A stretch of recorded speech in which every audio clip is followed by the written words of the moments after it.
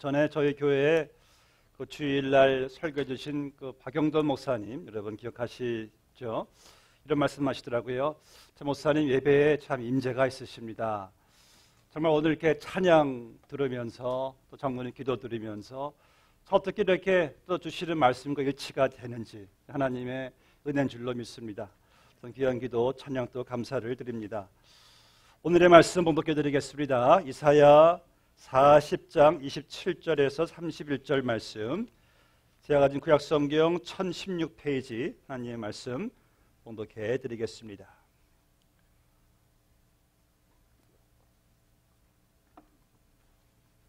야곱아 어찌하여 내가 말하며 이스라엘아 내가 이르기를 내 길은 여호와께 숨겨졌으며 내 성사는 내 하나님에게서 벗어난다 하느냐?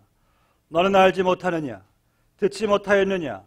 영원하신 하나님 여호와 땅끝까지 창조하신 이는 피곤하지 않으시며 곤비하지 않으시며 영철이 한이 없으시며 피곤한 자에게는 능력을 주시며 무능한 자에게는 힘을 더하시나니 소년이라도 피곤하며 곤비하며 장정이라도 넘어지며 쓰러지되 오직 여호와를 앙망하는 자는 새 힘을 얻으리니 독수리가 날개치며 올라감 같을 것이요 다른 박질하여도 곤비하지 아니하겠고 걸어가도 피곤하지 아니하리로다. 아멘. 제가 청년 시절 때 저희 아버지가 제게 종종 이런 말씀을 하신 기억이 납니다. 현수야, 이 거친 세상 살려면은 힘이 필요하다. 힘이 필요하다. 이런 정말 그렇지 않습니까? 이 거친 세상 살면 살수록 왜 이렇게 세상이 거친지 모르겠습니다. 힘이 필요해요. 어떤 분은 자기는 밥심으로 살아간대요. 그래서 밥을 열심히 드신답니다. 여러분 정말 하루 세 끼 열심히 챙겨 드시는 분하고 계속 그냥 음식을 거르는 분하고 벌써 이 에너지에 차이가 있습니다. 어떤 분은 또 아는 게 힘이라고 합니다. 알아야지 면장을 하지. 예. 또 어떤 분은 자기는 운동하는 게 힘이래요. 운동하면 에너지가 몸에 생긴대요. 운동 힘입니다. 또 어떤 분은 또 돈이 힘이래요. 돈으로 못하는 것이 없대요. 어떤 분은 또 권력의 힘이래요. 하늘의 새도 떨어뜨리는 이 권력의 힘.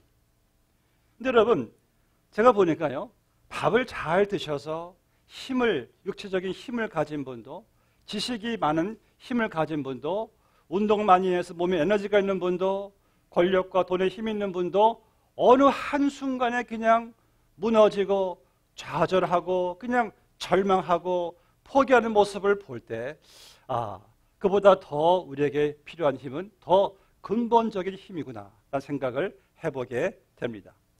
오늘 이 본 말씀의 배경을 보시면은요, 이스라엘 백성들이 지금 포로 생활 중에서요, 70년이 가까이 오는데도 해방될 이게 기약이 없어 보여요. 계속해서 어려운 시험, 시련만 계속 이어지고 있습니다. 백성들이 절망에 빠져 있어요. 그래서 27절 말씀 보니까 야곱아 어찌하여 내가 말하며 이스라엘아 내가 어찌하여 이르기를 내 길은 여호와께 숨겨졌으며 내 성사는 내 하나님에게서 벗어난다 하느냐. 이 말씀은 하나님께서 어찌 우리의 길을 이렇게 막으셔가지고 하나님이 전혀 해결하실 하나님의 그 모습이 안 보이는 거예요. 그래서 하나님이 우리를 전혀 돌보지 않으십니다 하고 백성들이 실망하면서 앞으로 어떻게 살아가야 될지 미래는 불투명하죠. 그러니까 완전히 그냥 자포자기하고 다 낙심하고 스스로들 비관하고 완전히 그냥 힘이 쭉 빠진 상태를 오늘 본문에서 보게 됩니다. 제가 최근에 한국에서요, 저소득층, 중산층, 부유층 할 것 없이 많은 한국 사람들이 지금도 몇 번이나 하루에도 주저앉고 싶은 사람들이 그렇게 많대요. 자신감은 점점 없어지고요, 불안해지고 두려워지고 사는 것이 겁난대요.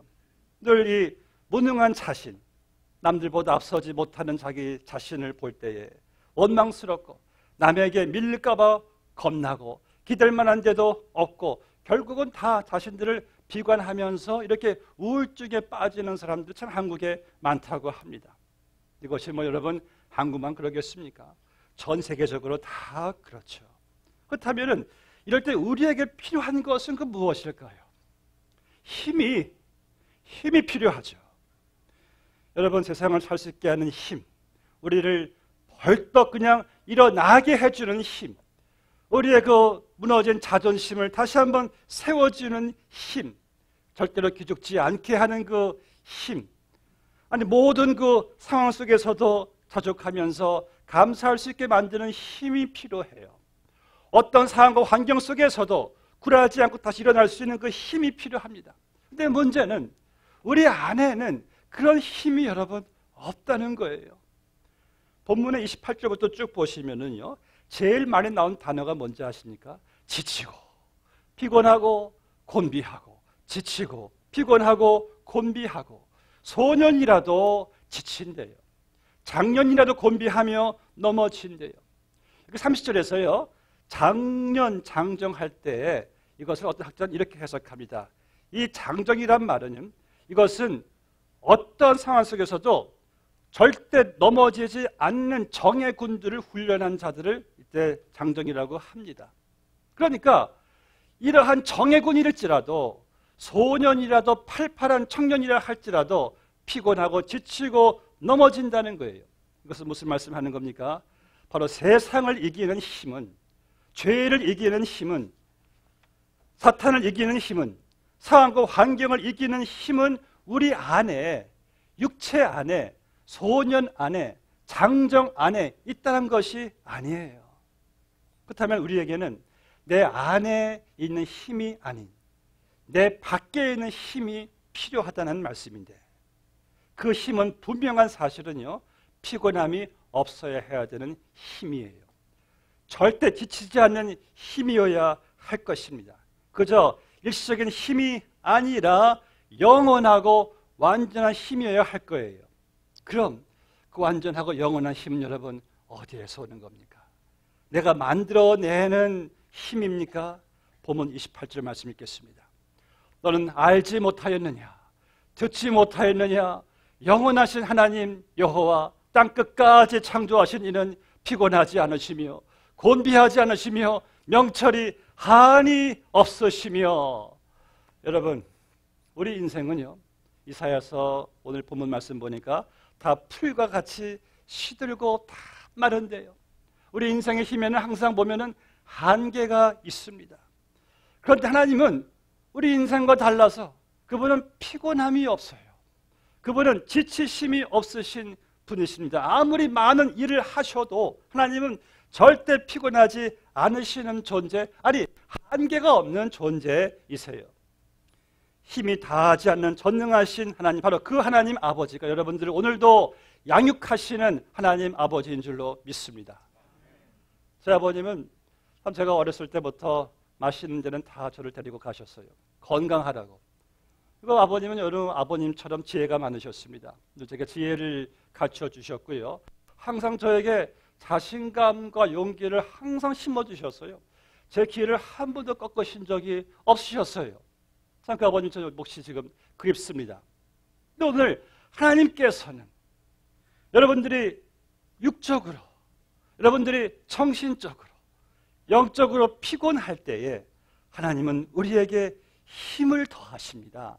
여러분, 정말 힘이 없이는 살아갈 수 없는 이 세상, 매일같이 힘에 겨운 이 세상, 하나님 아버지 같은 분이 계셔서 우리에게 능력을 주시고 힘을 더하신다는 사실이 얼마나 정말 여러분 감사한지 몰라요. 그 하나님의 자녀된 여러분들이 어떻게 날마다 그 오는 힘을 누릴 수 있는 그 비결은 무엇일까? 본문의 31절 말씀, 여러분 다 같이 읽어보실까요? 31절 말씀. 오직 여호와를 앙망하는 자는 새 힘을 얻으리니 독수리 날개 침이 올라감 같을 것이요 다른 막질하여도 곤비하지 아니하겠고 걸어가도 피곤하지 아니하리로다. 아멘. 여러분, 이런 새 힘을 오늘도 얻지 않으시렵니까? 이 새 힘의 언어의 의미를 보니까 이것은 매일같이 주어지는 새 힘이에요. 매일같이 주어지는 이 새 힘, 우리가 매일같이 환경과 상황과 사람에 부딪힐 때마다 독수리가 날개 침이 올라감 같은 그런 힘을 얻을 수 있는, 언제 얻게 되는 겁니까? 오직 여호와를 앙망하는 자는 새 힘을 얻으리니. 앙망한다 이런 말은 잘 요즘은 안 써요. 앙망한다 악망의 의미에 여러 가지 중요한 의미가 포함되어 있습니다. 하나님을 앙망하는 자의 첫 번째 의미는 바로 누가 새 힘을 얻는가? 하나님을 의지할 때, 하나님을 바라볼 때 새 힘을 얻습니다. 지난 한 달 동안 계속 새벽 예배에 주어지는 말씀이 열왕기 상하의 말씀이에요. 거기 보면은 정말 이 이스라엘 유다 백성들이 끊임없이 하나님을 의지하지 못하고 계속 그냥 우상만 의지하는 거예요. 그래서 본문 말씀을 기록한 이사야 선지자 때에도 이 당시 왕들 백성들이 끊임없이 우상을 의지했어요. 본문의 18절부터 보시면은 이사야가 백성들을 책망하죠.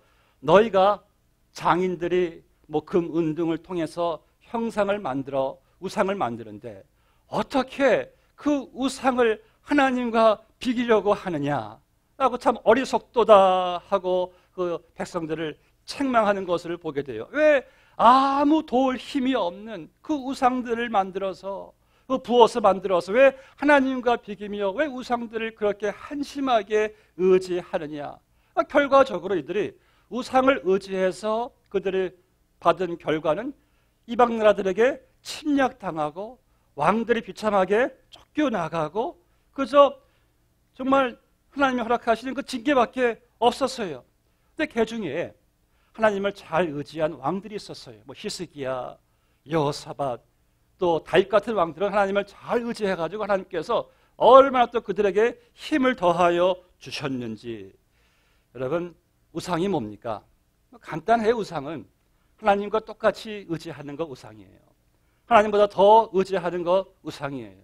돈이든 건강이든 자녀이든 뭐든지 간에 내가 하나님과 동일시하고 똑같이 의지하면 그것이 우상이 되는데, 우리가 성경을 보나 역사를 보나 내 삶의 경험을 보나 하나님 외에 다른 것 의지해서 정말 유익한 거 얻은 거 하나도 없잖아요. 하나도 없어요. 결국 다 나중에 가서 그냥 고통받고 후회하는 것이 하나님 외에 다른 것 의지할 때 주어진 결과가 아니겠습니까? 그러니까 성경은요, 하나님 외에 다른 것 의지하지 말라는 이유가 거기에 있어요. 의지해봐야 아무 도울 힘이 없으니까 왜 그것을 의지하느냐라는 말씀이 되는 것이겠죠. 여러분, 하나님이 제일 싫어하시는 게 자기가 아닌 다른 것 의지할 때 참 하나님이 싫어하세요. 너무 싫어하세요. 저는 그것을 순간마다 느껴요. 왜 그런지 아십니까? 성경은 그래서 하나님 외에 그 어떤 것도 의지하지 말라고 해요. 여러분, 우리가 왜 절망하고 왜 낙심하고 왜 자포자기하고 왜 포기한지 아십니까? 분명한 사실은 틀림없어요. 하나님 외에 다른 것 의지해서 그렇습니다. 때로는 나를 너무 의지하니까, 나를 너무 깊이 생각하니까, 나를 묵상하니까 절망밖에 안 보여요. 또 남을 의지하니까 왜 이렇게 섭섭한지, 왜 이렇게 원망해요? 또 돈을, 건강을 의지하니까 함께 또 이렇게 무너져요. 특별히 사람은요, 사람이라는 대상은 그저 우리가 사랑해야 될 대상이에요. 사람은 여러분 완전하지 않습니다. 사람은 영원하지 않아요. 잘 변해요. 그래서 왜 사랑해야 될 사람은 그 대상을 왜 의지의 대상으로 사람을 의지해서 왜 우리가 힘들어하고 왜 시험도 받게 되고 왜 우리가 이렇게 섭섭하게 되는지 몰라요. 왜? 사람들을 의지하니까. 사랑하는 성도 여러분, 우리에게 있어서 완전한 힘, 우리를 결코 실망시키지 않는 유일한 힘, 영원한 힘은 오직 하나님을 의지해야 되는 줄로 믿습니다. 하나님을 의지할 때 왜 여러분 힘을 얻는지 아십니까? 내가 이루는 것이 아니라 하나님이 이루시기 때문에. 시편 37편 5절에 보니까요, 너희 갈 길을 여호와께 맡기라. 저를 의지하면 저가 이루시고. 주님을 의지하면 누가 이뤄요? 저가, 하나님이 이루시니까, 그러니까 하나님을 의지하는 자가 제일로 강한 자인 줄로 믿습니다. 왜? 하나님이 이루어 가시니까. 내가 이루어가는 것이 아니니까. 제가 제일 좋아하는 구절 가운데 시편 18장 1절 말씀. 나의 힘이 되신 여호와여, 내가 주를 사랑하나이다. 누구의 고백이에요? 다윗의 고백이죠. 다윗이 이것은 자기 평생의 체험에서 얻은 결론 고백이에요. 다윗이 어렸을 때, 목동이었을 때, 양떼나 치고 있었을 때 이스라엘 전 그냥 군사들을 그냥 벌벌 떨게 만들었던 괴물 골리앗 앞에 다윗이 나는 하나님의 이름을 의지하여 너에게 나가도라 하면서 그냥 골리앗을 단번에 그냥 물리치지 않으셨습니까? 다윗이 또 왕으로 기름 부음 받았을 때 하나님이 그를 10년 동안 그를 광야의 사울의 칼에 쫓기게 만들어요. 왜? 10년 동안 다윗으로 하여금 하나님을 의지하는 비결을 터득하게 하려고. 왜 그렇습니까? 우리 인생에 있어서요, 승리는, 성공은 바로 하나님을 의지하는 거예요.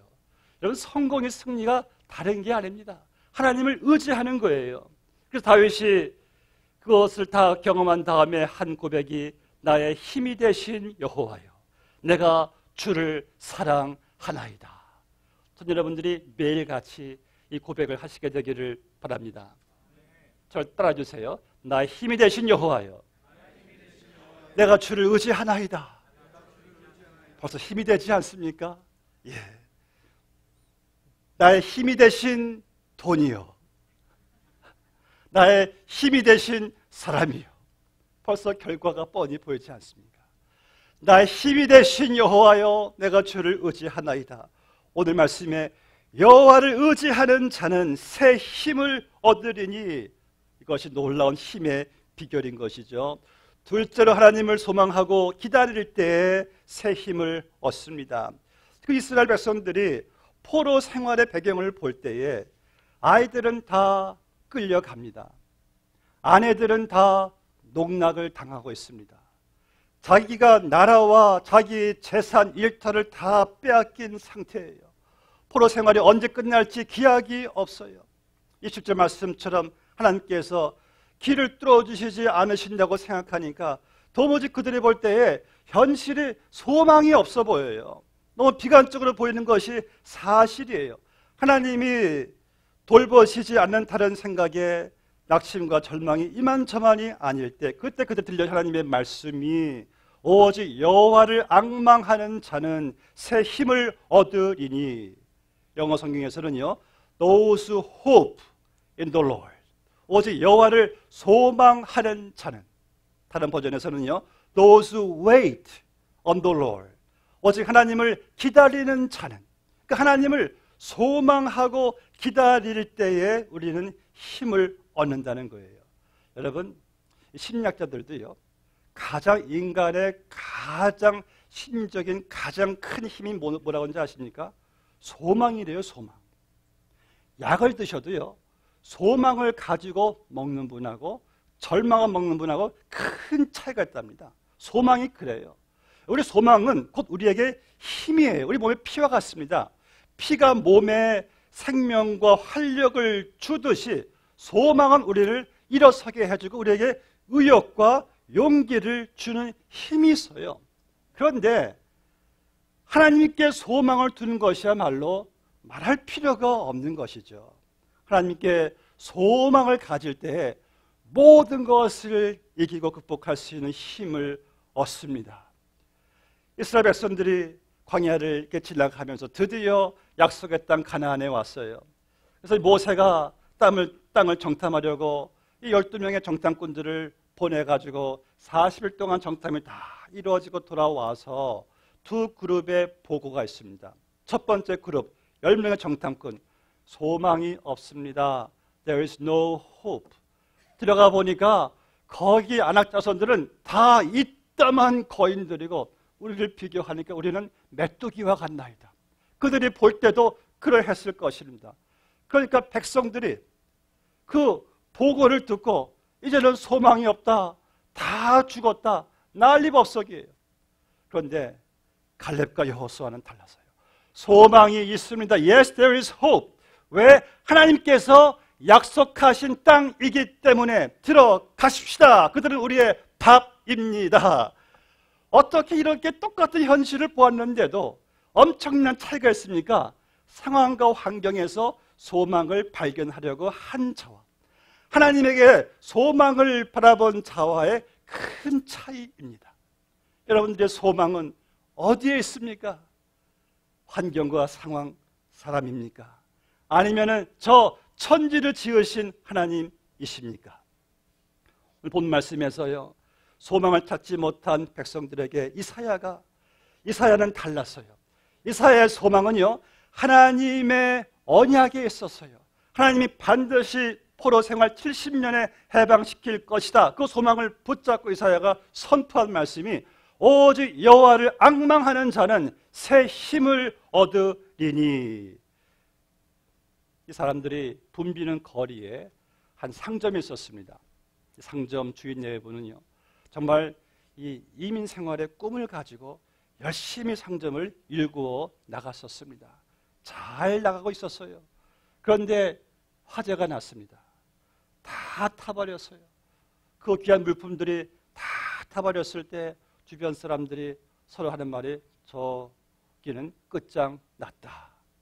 이렇게 완전 다들 포기한 상황인데, 그 다음날 그 상점 앞에 그 주인이 걸어놓은 문구에 주변 사람들은 새로운 출발을 예감할 수가 있었어요. 그 문구는 다음과 같은 문구였습니다. 우리 상점의 모든 것이 다 타버렸습니다. 그러나 우리 가족들의 소망은 절대 타지 않습니다. 내일부터 다시 시작합니다. 아멘, 할렐루야. 여러분, 하나님 자녀의 소망은요, 결코 타는 법이 없어요. 하나님 믿기 전에야 소망이 없었죠. 그건 하나님 믿은 다음부터는 절대 소망은 타지 않습니다. 그러니까 찬양대 찬양처럼 하나님 우리를 결코 포기할 수가 없는 분이세요. 우리를 절대로 포기하지 않으시는데 우리가 왜 하나님께 그 소망을 우리가 왜 포기를 합니까? 하나님께만 여러분들 소망을 갖는 한 여러분들은 절대 어떤 환경과 상황 속에서도 우리는 절대 여러분 불행할 수가 없다는 사실을 기억하시기를 바랍니다. 그래서 하나님께 소망을 가진 사람들은요, 늘 하나님을 주시해요. 그분이 곧 우리에게 역사하실 날을 바라보면서 아무리 형편이 착잡하고 힘들고 안 풀려도 하나님을 기다리면서 하나님이 어떻게 역사하실까를 기다리면서 인내하면서 지켜봅니다. 히틀러의 그 광적인 살생이 막 벌어진 나치 수용소에서요, 끝까지 살아남은, 소망 가지고 살아남은 한 외과 의사 크리스찬인데 이분이 나중에 회고록에 이런 글을 썼습니다. 우리가 쉽게 좌절하고 낙심하는 것은 하나님이 늦게 오시는 것이 아니라 우리가 기다리지 않고 서두르기 때문이다. 특별히 여러분, 인스턴트 시대에 그저 모든 것이 빨리빨리 진행되는 시간 속에서 여러분들은 더 그분과의 관계 속에서 우리는 더 인내와 믿음과 기다림이 필요해요. 여러분, 분명한 사실 하나님의 약속은요, 하나님께 소망을 가지고 믿음으로 기다리는 자 하나님 절대 실망시키지 않으시는 줄로 믿습니다. 그 소망이 오늘의 나에게 새 힘을 주어줘요. 미래의 소망이 나를 일으켜 세워주는 그런 은혜가 여러분 가운데 있게 되시기를 주 여러분으로 축복합니다. 마지막으로 오직 여호와를 앙망하는 자는, 이 말씀은요, 하나님의 성품을 깊이 묵상하라는 거예요. 하나님의 어떤 성품, 하나님의 그 놀라운 사랑의 성품을 묵상할 때 새 힘을 얻습니다. 이사야서는 이렇습니다. 이사야서는요, 1장에서 39장까지는 죄로 인한 심판이 기록되어 있어요. 마치 우리 구약 39권처럼. 그리고 40장에서 66장까지 신약 같은 그런 똑같은 그 장은 바로 메시아로 인해서 회복될 예언들이 이 이사야서에 가득 있습니다. 그래서 이사야서를 보시면 하나님께서 예수 그리스도로 말미암아 내가 반드시 이스라엘을 회복할 것이다. 거기 대표적인 구절이 9장 6절 말씀. 흑암 가운데 거하는 백성들에게 한 아기가, 한 아들이 우리에게 주신 바 되었는데, 바로 그 성육신하신 예수 그리스도로 말미암아 하나님의 열심히 우리를 죄악에서 건져 주신다는 말씀이에요. 하나님의 이러한 사랑, 더 놀랍게 하는 말씀은 이사야 53장의 말씀. 예수님의 고난이 기록되는 말씀이죠. 그는 실로 우리의 질고를 지고 우리의 슬픔을 당하였거늘 우리는 생각하기를 그는 징벌을 받아 하나님께 맞으며 고난을 당한다 하였노라. 그가 찔림은 우리의 허물 때문이요 그가 상함은 우리의 죄악 때문이라. 그가 징계를 받음으로 우리는 평화를 누리고 그가 채찍에 맞음으로 우리는 나음을 받았도다. 우리는 다 양 같아서 그릇 행하여 각기 제 갈 길로 갔거늘 여호와께서는 우리 모두의 죄악을 그에게 담당시키셨도다. 이사야서에 메시아로 인한 그 회복이 우리에게 주어지는데 오늘 본 말씀에서요 피곤하지 아니하시고 곤비하지 아니하시는 그 하나님은 어떤 하나님이십니까?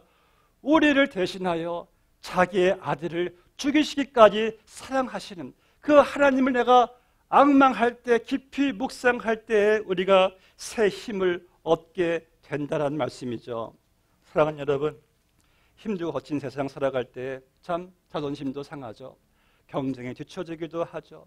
기가 죽기도 하고 나 자신이 또 이렇게 못나 보이기도 하고 쓸모없다라고 여겨지기도 하고 남들이 나를 몰라주기도 하고 이룬 것이 없다고 하고 지치고 피곤하기도 하고 세상 사는 것 겁나고 자신감 잃고 앞일이 불안해질 때에 사랑하는 여러분, 우리에게는요 힘이 필요합니다. 힘이. 어떻게 힘이 얻습니까? 오늘도 십자가 앞에 나아가 나를 대신하여 피 흘리시고 죽으신 그 예수님을 내가 바라볼 때에 주님의 음성을 듣습니다. 나의 아들아, 나의 딸아, 나는 절대 너를 포기할 수가 없다. 내가 너를 얼마나 좋아하고 내가 너를 얼마나 사랑하는지 아느냐.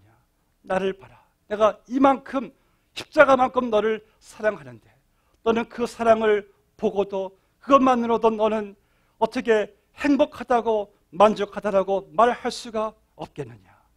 그런 음성을 들을 때 놀라운 신비한 힘이 생겨요. 야, 내가 이렇게 소중한 존재이구나. 자기 목숨을 주시기까지 나를 이렇게 사랑하신다니 나는 정말 소중한 존재야. 절대 나는 인생을 시시하게 살 수가 없어. 그런 힘을 얻지 않습니까? 저는 그래요. 사랑하는 성도 여러분, 하루에 단 10분 아니 5분만이라도요 십자가의 사랑을 한번 여러분 묵상해 보세요. 십자가에서 주님 자기의 생명을 나에게 주시는 그 사랑, 그 흘리는 그 피, 하나님의 사랑이 우리를 벌떡벌떡 일으켜 세우는데 내 자존심이 회복이 되는데 어디서부터입니까? 나를 죽기까지 피 흘리시기까지 사랑하시는 그 십자가의 사랑이 우리의 삶의 힘의 여러분 원동력인 줄로 믿습니다. What is your driving force? For me, it's the blood of Jesus Christ. How about you? 여러분들은 무엇입니까? 말씀을 맺겠습니다. 리먼 비치가 이런 말을 했습니다. 세계에서 가장 강한 힘은 하나님의 사랑으로 점화된 마음이다. 세상도 감당할 수 없는 힘은요 하나님의 사랑으로 내 마음이 불붙을 때 그 힘은 정말 대단해요.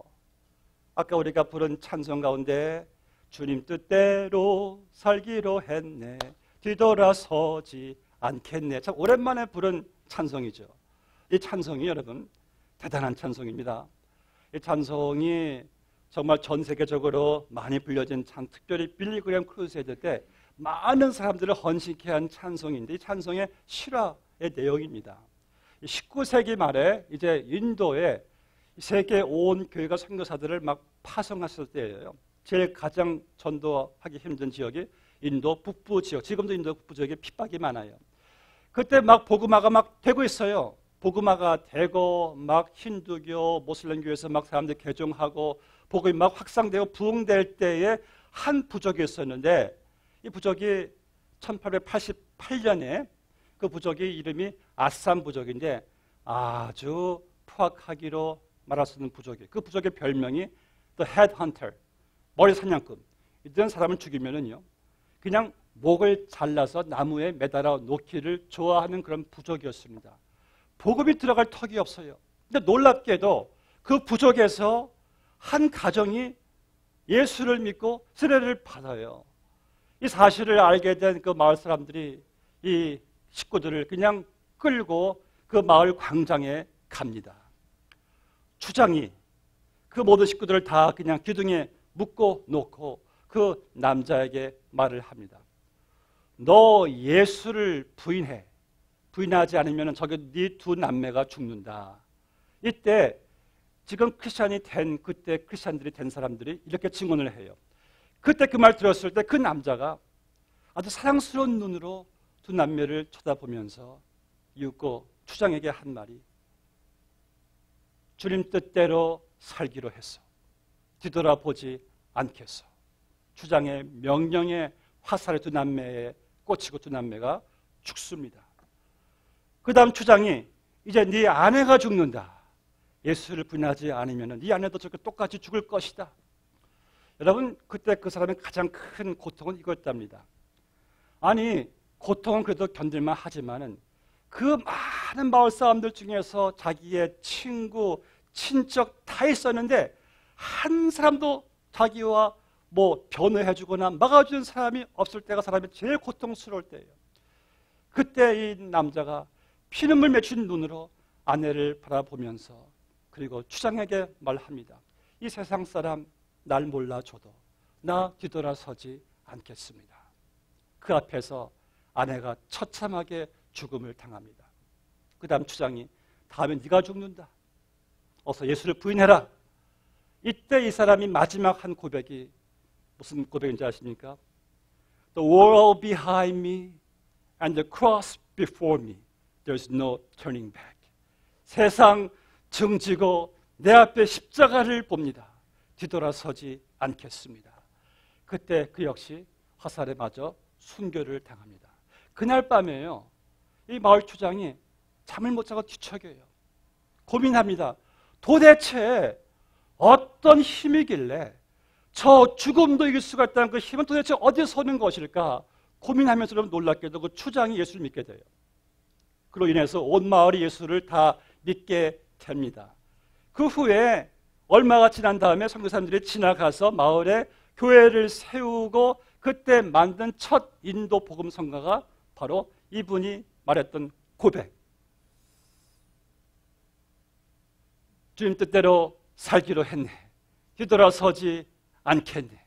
이 세상 사람 날 몰라줘도 뒤돌아서지 않겠네. 세상 등지고 십자가를 보내 뒤돌아서지 않겠네. 이 찬양이요.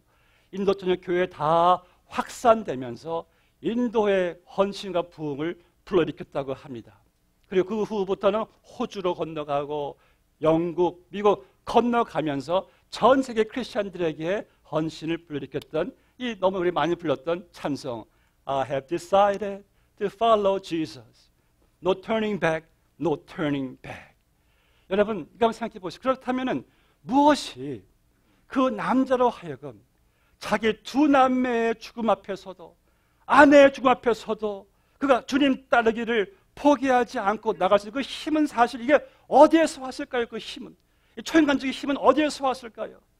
분명한 사실은 자기를 위해 십자가에서 피 흘려 죽으신 그 주님의 사랑의 힘이 그로 하여금 그러한 믿음의 간증을 하게 된 것인 줄로 믿습니다. 사도 바울이 이렇게 간증하죠. 바울이 그리스도의 사랑이 나를 강권하시는 도다.